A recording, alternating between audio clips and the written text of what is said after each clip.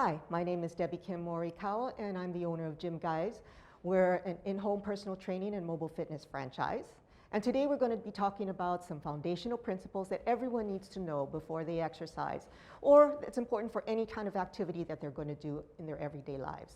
So I have here with me Nina. She's one of our fitness coaches, and she's going to be our model for today.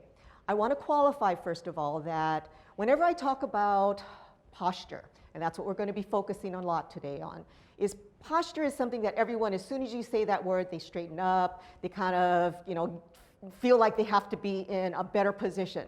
And when I ask, so what is your posture like? Oh, I know it's bad. But that's about all that they can say about it. So the first key to being able to develop good posture is knowing what your posture is. So Nina's going to be my model today. And again, the qualifier is that both Nina and I both have postural deviations that we both need to correct for ourselves. Some of them we know, some of them we discover over time, but that's the whole purpose of this, is awareness. So the key that I want you to walk away from today is be aware of what your postural deviations are. If you're not aware of it, there's no way that you can correct it. So again, we're going to be looking at what do you look at to determine whether you have good posture or not. So I tell everyone the best way to do this for yourself is to get in front of a mirror, and you're going to stand facing the mirror. So look at yourself in the mirror, and you want to try to see. Now, when we first look at people, the easiest way to determine what's abnormal is, or what's a little bit imbalanced, is we start out at the top. So we're going to start with her shoulders. So you can kind of see that her shoulders are slightly slanted downwards. Okay. Then we're going to go down to the hips. And again, her hips look like there's a slight slant upwards, and that's not uncommon. And then we're going to go down to the knees, and you see how her knees are really stiff and straight. Most of us lock our knees, and one of the key things I tell people is you always want to have loose knees, and I'll explain why in a little bit. Then we go down to the ankles. Now she's wearing shoes. I should have asked her to take off the shoes. But basically what we're going to be looking at is we want to look to make sure that as we go down, this straight line going down, that her knees are over her ankles, over her hips, and on up through the shoulder. So that straight line needs to be upright. Some people, they're bow-legged. Some people have what we call knock knees. So we're looking at all those things. Now, some people have those abnormalities or deviations because they were born that way. Their bones are like that. We're not going to change it. But one of the things that we're going to be looking at is where do they feel it in their feet? Because the ground up is what we're concerned about. If there are deviations at the ground level, it's going to affect all of the joints coming up. And as they affect those joints, our bodies are going to start to compensate for that. And that's where you can see in some skeletons where people are twisted, they're off to the side, rotated, their bodies are just kind of contorted. Those are exaggerations. Nina has just slight deviations, but we need to know what they are. So this is what we refer to in the frontal plane. We're looking at the shoulders, the hips, looking at the knees, and then the ankles, making sure that they're making a line up through the top. Now, if we go from the side, so if you can face that wall, in the sagittal plane, what we're looking at again, that line that we talked about from the ankle, through the hips, through the shoulders, that straight line, is it there? Again, noting that her knees are locked. What we're looking for from the side is whether her ears are tracking over her shoulders. We want, actually, the ears to be right in line with the shoulder. Most of us have slightly forward heads. It's because we look at our smartphones, we read, we drive, we eat. Everything that we do, our heads are typically forward. And so there are a lot of people who you ask them to push their heads back, and they can't get their ears back over their shoulders. So that's one of the first things that you see. Then you want to look at the shoulders. So you see how this area right here, it's kind of rounded forward. We call that rounded shoulders, of course. And almost all of us have that rounded shoulder syndrome. They call it forward head, rounded shoulders. Then we go on down, and we want to look at the position of the spine. So you can see right here that her spine is really flat. This is her spine. There is no curve. So the reason we have curves is to help with compressive forces in the spine, to help reduce some of those stresses on the intervertebral disc and to help create a more rotational movement. So we can't do anything about a flat spine, but you've seen older people when they have osteoporosis, and sometimes because of the leaning forward, those bones start to deteriorate and you see them getting to be really kyphotic or having a really severe curve. If she had a severe curve, then that's what we would want to try to address in making her more aware of her posture. If it's flat, we can't create a curve in most people at that point. But we want to make sure that we can maintain what she has and it doesn't go out of alignment any more than it is. Okay, then we go down to the low back. So in the low back here, what we're looking at is whether or not she has a neutral curve. So is it excessive, like a really big curve, or is it flat? So if you were to look at me, basically, my back, if I were to stand the way I used to always stand, it gets really flat. I know I have this thing here, but it gets really flat. I've actually had to learn to put an arch in my back. Nina's the exact opposite. Her back is actually curved a little more than we would want. So when she does activities, we actually want her to brace her core to flatten out her back just a little. Okay? So what we're looking at is, too, when you see her standing, you can kind of see that her weight is slightly shifted forward. Because her butt is back here, the upper part of her body is kind of leaning forward, and then she's pulling her body back a little to try to keep her balance. So that's what happens when you're out of alignment. It's like your body starts to try to compensate to keep you centered as much as possible. Okay, so that's what we look for from this side. Now, with the feet, I'm going to ask Nina to take off her shoes. Sorry about that. If you can take off your shoes. So what we're going to be looking at is the ankles. So I don't know, you can see it even in my shoes. These shoes are really loose. So you can see how I'm kind of leaning to the outside of this shoe. Yeah. Lots of times we have uneven wear and tear on our shoes. You ever seen shoes? It's like, how come one side of the shoe is worn down? Well, that's because our weight is unevenly distributed on our feet. And when we walk, when we run, when we do things, we're wearing down our shoes unevenly. So we do look at the feet. What we're looking for is, on this side you can see, I don't know, you can actually see it from the camera, where she is actually having a flat foot. So her foot is actually down. She's lost her arch. So what happens is, because her foot's coming down this way, in order for her to stay balanced, she actually has to, no, you can keep it down. Her leg actually starts shifting over. So now you see that line there. You can actually see that angle that forms because her foot is flattened on this side. This side is relatively normal, so this leg is a little bit straighter. So let's go ahead and turn around and face it from the back. So from the back, what we're looking at is we want a line perpendicular from the floor. So if this is the floor here, we want this line right here up to this point to be straight up and down. Here, it's kind of turned off to the side a little. So that's what we're going to be looking at, the angle of the ankle. We want to try to make sure, and you can turn front again. We want to try to make sure that when we start in that base position, that you are on solid footing, because that's where your balance is going to begin from. If you aren't stable from your feet, then going on up, everything is always going to be compensating and you can't find your center. Okay, so we start at the feet. Now, a podiatrist or an orthotist might say, you need a foot insert. That may help, but the challenge is we live in Hawaii, and do we wear shoes in the house? No, so an insert's not really going to help you in the house. And if we don't try to correct for that, every time she caves in on this side, that's pushing her hip up on this side, and then her arm has to go, her body contorts to try to balance it out. So by being aware of what it is that you're doing, you can start to correct it. But you need to know what it feels like for it to be correct. So if I were to ask her to put her weight slightly on the side, there you go. Now you see how her ankle straightens out a little bit more? So granted, she doesn't have a solid footing on the ground, but what it's doing is from the ground forces up, it's evening herself out.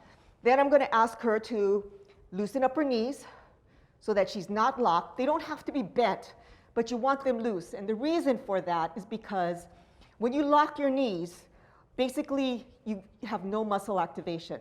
It's in a locked position, and because you don't use any muscle, it's easy. So that's why a lot of people stand that way, because it's not tiring, because you're not using any muscles. What you want, though, is to make sure that whenever you are standing, you keep them loose, because go ahead and lock your knees. If she was standing, locked knees, and I were to push her, she's going to lose her balance. She just can't compensate. But if her knees are loose and I push her, you see how she just kind of goes with it and she can come back from it. She didn't know I was going to do that to her, sorry. But so that's the reason why you want to keep your knees loose. Especially too, let's say you're a senior and you're standing in line. You lock your knees and someone comes by and bumps you. What's going to happen to your body if you're not prepared? So again, making sure that you practice always keeping your knees loose. That's something that, it's going to take a lot to remember. But just keep telling yourself, knees loose, knees loose. All right, so we're going to come up, and then her knees are kind of slightly in. So I might just ask her to push her knees out just a little. There you go. Yep. Okay. Good. And then when we get to the hips, remember I told you, let's go ahead and face that wall. Okay. Now you see how you can kind of see her butt is up in the air? So what I'm going to ask her to do is actually push her butt down a little, and no, you keep now pull in through your stomach. There you go. Okay? So I'm going to ask her to actually, good. So now she's a little bit straighter, and I know this looks abnormal. So when you first start out trying to correct your posture, what we're trying to do is making sure that you know what it feels like. And so even if you over-exaggerate what it is, eventually your body's going to come back to its neutral. So then let's get up to the shoulders. Go ahead and face front again. Okay, so the first thing that we're going to look at is we're going to look at the position of her hands. Can you see the fronts of her hand, the backs of her hands, right? Now hers isn't too bad because she's throwing her shoulders back. You can almost see that she's standing at attention, right? And she's trying to keep her shoulders back. But if she were to just kind of relax a little, you see how her hands come in? So one key thing is we always want the thumbs pointing forward, because what happens is when you turn your thumbs out, you're creating external rotation in the shoulder. When you externally rotate in the shoulder, you see that rounding goes away. Same thing on this side. When she externally rotates, some of the rounding goes away. Now on this side, it's not going away. And so this is a side where we might want to work a little bit on trying to get that muscle to relearn how to turn outward, okay? So now that her thumbs are pointing out, we know that the shoulders are back. We want to look at the evenness of the shoulders. Now she does have a slight elevation in her left shoulder. So we don't want to try to bring the right shoulder up. We want to push that left shoulder down. So she's going to depress it or push that left shoulder down to try to get it even. Okay, a little bit more, a little bit more. Ooh. Okay, let's push it down, push it down. There you go. Okay, and let's keep that core tight. So she was having a really difficult time finding how low she had to go, all right? So that means that she wasn't aware of how high her shoulder was. So when she gets into the mirror, she's really going to have to work on that, okay? So she has to push that left shoulder down. She knows she has to kind of pull her butt in a little. And, okay, and then from the side, oh, she's doing it already. Okay, let's go to the side. Let's face that wall. Okay, so if you look at her from the side, you can see she's actually trying to push her head back. Now, it's not lifting her head back this way. It's actually tucking her chin back. And you can see her pushing that head back this way so that her ears are now over her shoulders. Okay? But in order to do that, you can see she's really struggling to throw her chest out to get her neck back there. So she's got some ways to go to try to get it to be more natural. But now she's aware. So I guarantee you that throughout the day, every once in a while she's going to think, oh, I bet you my head was down again. And that's all we want. You can relax. We just want people to be aware. We want you to think about it. And we want you to think about it so that it eventually becomes a habit. And the reason being a habit is important is because when something happens and people hurt themselves, is it usually, I hear this all the time, well, when I lift something heavy, that's when I pay attention and I use good mechanics. But the reality is, if a box starts to topple over and you try to stop that box, are you going to think, bend my knees, face the box, and grab it the right way? No, you're just going to react. So you want your body to always react naturally. So that's why all of these mechanics and these principles are so important. So I'm talking about it for everyday activities, but then you can understand that with exercise.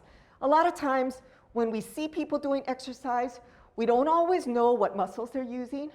So it may look right, but you notice how we can compensate. If we see someone doing something, we can actually get our bodies to do what that person is doing, but we may not be using the same muscles that that other person is telling you to use. So we always have to check. So as trainers, we make sure that people are using the right muscles by asking, so where do you feel it? And that's a key question that not often gets asked. Okay, so again, you saw her left shoulder started to climb up again, so she needs to keep pushing that down. All right, now in the back, let's turn around in the back. Okay, she already has a flat back, but let's say her back was a little bit more rounded. You've seen a lot of people, they talk about doing rows, so let's just do a row. And they say, squeeze your shoulders together, okay? So when people do rows, lots of times, that's good, go ahead and hunch your shoulders. You see how her shoulders slightly come up when she does a row? So a lot of times when people do rows, if they're not thinking, now Nina's a trained trainer, so she's not gonna do that. But the average person who doesn't know, when they start to go back, they're gonna hunch their shoulders. That's naturally, and then the trainer tells them, okay, no, relax your shoulders. So what we want first is we want them to depress their shoulders. So push your shoulders down, and then the tips of their shoulder blades here, that's where I want you to be a downward movement. So I want you to pull the tips of your shoulder blades together, okay? But without sticking your chest out, okay? So you're gonna be flat, okay? And then pull, and down. There you go, okay? So when you're trying to get yourself, and you can turn around and relax. When you're trying to get yourself into the right position for your shoulders, again, what we're trying to do is gonna externally rotate so that our palms are facing forward, okay? And then you're gonna drop your hands and relax them, so now you see your thumbs are more forward. You don't see the backs of your hands anymore. And then, from there, you're gonna basically get your shoulder blades to come down and back. Push that shoulder down. For me, it's my right shoulder. I always have to push my right shoulder down. My knees, we're loosening our knees. So you saw she kind of started to go up into a locked knee position. So we're gonna loosen up those knees, and then we're gonna stand there. Now, it's not gonna feel natural. It's not gonna look natural initially. But after a while, it will get more natural. So there's a client that I'm working with right now. You can relax. There's a client that I'm working with right now, and we only had a couple of sessions, and we did this online. We went through this whole thing. She said, I didn't realize I was so crooked. You know, I was off balance. And they kept making excuses. Oh, you know, I didn't have time to practice it this week. But what happened was, she said she went to her massage therapist, and the massage therapist told her, wow, you really have good posture. And she said, oh, it's all because of Debbie. But really, just even in a couple of sessions, you can really improve your posture just by becoming more aware. So they call it mindfulness in a lot of, you know, the things that we do nowadays. But it's really being mindful, making yourself more aware and in tune with what your body is doing. Okay, so we've talked about how to spot it. Now, when you figured out how to get yourself into that neutral, then I tell people, close your eyes, okay, shake yourself around, okay? And let's get back into that neutral. Okay, let's face this way a little. Turn, there you go. Good, okay. Good. So you can open your eyes. She's pretty good. She still looks like she's sticking her right hip out to the side a little. I don't know if you can kind of see that. Yeah. It's hard to tell. But I tell people, do this before you take a shower so that you can see all the bones in your body and you can kind of tell whether or not, you know, one is a little bit higher than the other. You can really see it. Now, in order to get into that position with your feet, so we call this a three-point stance or a tripod. So at the bottom of your foot, Okay, I'm gonna need a little bit help here. This, and this. She's good at this. Okay, so those 3 points are where you want to be able to feel the weight. Now in Nina's case, because her foot comes down, it may be slightly altered, but just to get her center, to know where her center is, I want to ask her to just put the weight where you feel it evenly in all those 3 points. Okay? Keep your knees loose but straight, and then I just want you to lean a little bit forward on the fronts and then lean a little bit backwards. Keep your body straight. So your body stays like a board as you go forward and back, and then you can go sideways and kind of feel, and then come back and try to center the weight over all those 3 points, okay? And then stop. So find your center, okay? Now is that the center that you were at before, or is it slightly different? Okay, where is it? Do you feel more forward or more backward? I feel more backward now. Yeah. So you remember I told you that she looked like her butt was back and she was kind of trying to compensate. So her weight was forward because she was trying to compensate for her butt being a little bit backwards. So now when she's in her neutral, she actually has to feel like she's shifting backwards in order for her to be centered. Now, the problem with that is that if you're not paying attention and your weight normally is forward, if you're caught off balance, your weight is going to go forward and your body is just going to be off-centered and you won't even know it. So what we try to do with exercises is help retrain the brain to know what the neutral is. Just checking my time. Okay, so now that she knows where her neutral is in standing, then we're going to go on up and just make sure again, push that shoulder down. There you go. Ears are in line. Okay, so we're good. So this is correction. We're teaching her how to get into a neutral posture. Now, I'm going to have her sit so that we can kind of see what that looks like in a seated position. Now, this chair doesn't have a lumbar support in it, but I'm going to have her sit down, okay? And we all know that when you're sitting, most of the time, you may start out in good posture, but as you start to do things, you kind of start to relax, and then you just kind of lean back and you slouch. And so you see this space on this side here, that starts to round out. When it starts to round out, what happens is you put more pressure on the lumbar spine. So the intervertebral discs generate a lot more pressure backwards, and that's not good for your back. So you always want to have some kind of support. If there is no lumbar roll there, then what I tell people do is push your butt as far back as you can. So you let the bottom of the chair kind of push your butt in, and then just rest your arms back. Let your arms relax as if they're going. And that way, now in that relaxed position, at least if you start out in that position, you're going to be in neutral. So the key is to get into neutral as much as you can throughout the day. You don't have to stay there, but at least start out there or reset every once in a while. And if you do that, again, that awareness will start to kick in where the mind will eventually take over where you don't have to think about it, but it becomes natural. Okay?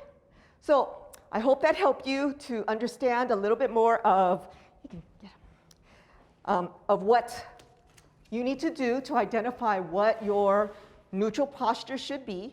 Because again, the first step to be able to correct your posture is to understand what your own posture is, make that correction, and then practice it several times a day. Now, again, even if you just think about it, you're reinforcing that neural pathway that says, okay, I got to straighten up. Even if you don't do it, you become more aware. So thank you for having us today. I'm Debbie Kim Morikawa from Gym Guys. And if you have any questions, feel free to call us at 638-2525. We're really, really thrilled to have this opportunity to be with you. Thank you.